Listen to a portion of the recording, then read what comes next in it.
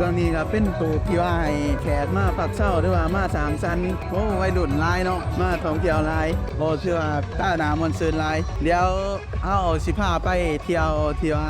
ไปเบิ่งภาพบรรยากาศไกลๆมาเลยเนาะตามความมาเลยเนาะเพื่อมาส้มกับบรรยากาศที่ว่าไกลๆครับ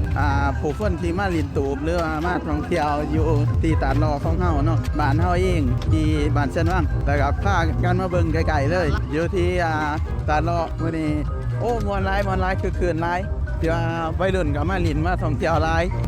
เบิ่งบรรยากาศเบื้องนี้ก็ได้เนาะคนมาลินโฝนหลายเลยลินน้ำเนาะบรรยากาศหน้าม่อนแบบนี้โอ้คนมาลินน้ำโฝนหลายเลยมาเบิ่งน้ำกันเด้อคนโกรธหลายเลยสบายดีเนาะนี่เรามันดินไอ้เนี่ยเป็นฝรั่งที่ว่ามาอยู่นี่ด้นแล้วคนก็ยังมาเรื่อยๆเนาะ